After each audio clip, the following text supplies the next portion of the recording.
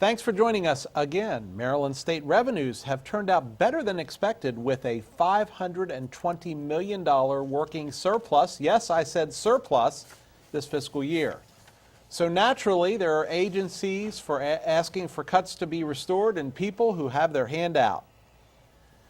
Tom, what should we do with the surplus? Well, first of all, it's good news.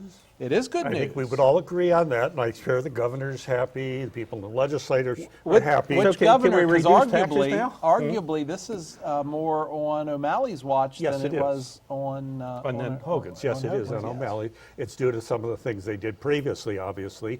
And by the way, I'm a Republican that just admitted that O'Malley had a surplus. Wait, are we celebrating then taxes, or are we celebrating more fiscally responsible spending? Well, Yes. Yes, okay. okay. But I think in this case, of course, this is an ongoing program that some people want to suggest the $68 million that was kind of earmarked under this one program to equalize the playing field because of expenses around the state. Now, Expenses for in what? all fairness- Education. Okay, in so all fairness- education is what you're saying we should do with it, or is that Well, what I others? think there's a big demand that people want to see that.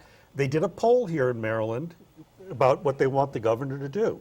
The number one issue they say, and this is a University of Maryland, I forget / poll that's reputable, that the biggest thing on the list is education, by far, almost 2-to-1 over the next item, which is the economy. Number 3, at 18% is taxes, less than half of. Now, So, That's the whole Colin, thing. does money equal better education? Does more money equal better education? potentially. So now, potentially, in yes. terms of the things that Tom brought up, so lower taxes, I have no particular issue.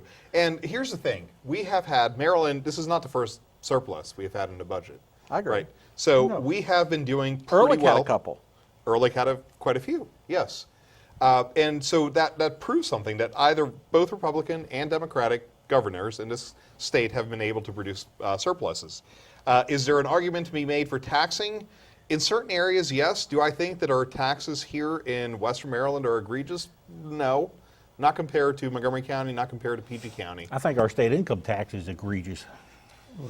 Well, but I mean, Education? yeah, but this is all a matter Everybody of. wants to pay for education. Does more money necessarily amount to better education? No. The money has to be spent intelligently in order to lead to better education. Just ask the D.C. Public Schools, who has the highest spending per capita in the nation and one of the lowest. And ranked. They have one some of the most lowest difficult outcomes of issues, any too, to school face. system. Yeah. Also. And that's They true. got You tough know, demographics. but I there. think here it is. See, it's like the business model. Do you want the business model or not? We have these people. Serafini commented in the paper. It was in today's paper. And of course, whenever anything like this comes up, oh, we're not going to spend. No. It's always this, because there's an attitude of, you go for the, trickle down economics. We see what happened in Kansas. And trickle down has worked so well So in the well. last 30 How's that years. worked out for us here? Not at all. But it's about attitude. If you're in business, the businesses that succeed invest. If you make profits, you invest them if you're smart.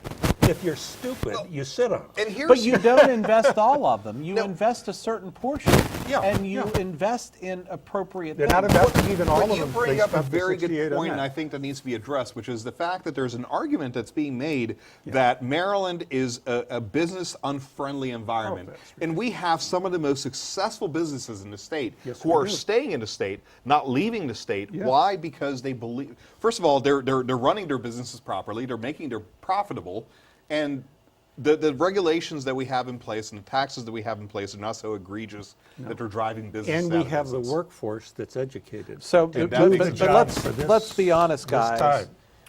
Bordering Washington, D.C., some of those businesses that are very successful and that are staying because of geography, not because of business friendliness of the state. Well, that's And true, that's the that's same true with everywhere, It though. doesn't matter. But That's it true does. everywhere. Geography But you comes look into at play. you look at the successful businesses around the Beltway region versus out on the Eastern Shore and out in the western part of Maryland and Oakland. Thank God Oakland has Deep Creek Lake, or there'd be nobody going out there, regardless of how beautiful. But look that's, at the climate. that's That's not all a part of the problem. formula. That's not a problem of regulation. That's a problem of geography. Yeah. But It's it where is- they're at. But the question so the becomes, businesses can we in have Pennsylvania. more? So wait a minute. The businesses in Pennsylvania that are doing well, that are close to Philadelphia or to Pittsburgh, are doing well because they're close to Philadelphia or Pittsburgh. The same thing for any location where you have a large city that is an economic driver. So it's kind of a red herring to say that the only reason that Maryland businesses are doing well is because they're close to D.C. I'm not saying that the only reason. I'm just saying that we could have more businesses doing well if we had more business-friendly. Oh, I doubt it. So I doubt equate it. that It's with a never made surplus. big difference. Yeah, that's a good point, because I was just thinking we are way off Yeah. topic here. So I don't know that it has Well, a it lot is to the do with the topic. surplus, but It's how to spend the money or not. the question Well, becomes, it's on topic. the question becomes how do we spend the money? Yeah. And I think that smart investment in education is a great thing to do. Yes.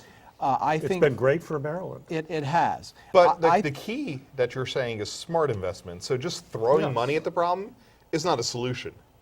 So no problem that you throw money at is going to get resolved just by having money.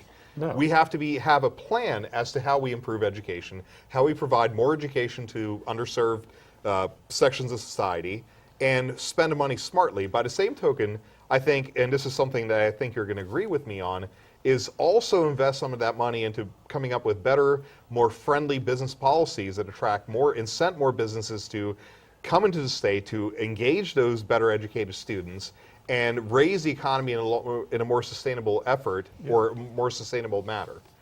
So the state should keep the money then and just spend on education things from the state level, or do we give it to the counties and allow the counties to engage in some self-government and spend it as they see Well, fit? that's within what the they're county? going to do. Both. That's part of what so this program here's is. and I think you bring up a good point, because ultimately you never should have a central authority that dictates everything. Especially since most of our tax dollars go to By the Annapolis same anyway. token, and here's the counter argument to that. So you have to have certain standards that are set on a central level, because otherwise we would have the state of Kansas, for instance, on a federal level, that would be teaching whatever their version of natural history is that involves cavemen riding on dinosaurs that has no basis in science. And just because people in that state believe that, you have to have a certain reality check at a central level. Okay. But they were so in other facing words- closing the schools in Kansas because of Does they Kansas didn't have a want to tax spend surplus? money. The, They have the, a the problem, point, the big point problem. is, the question is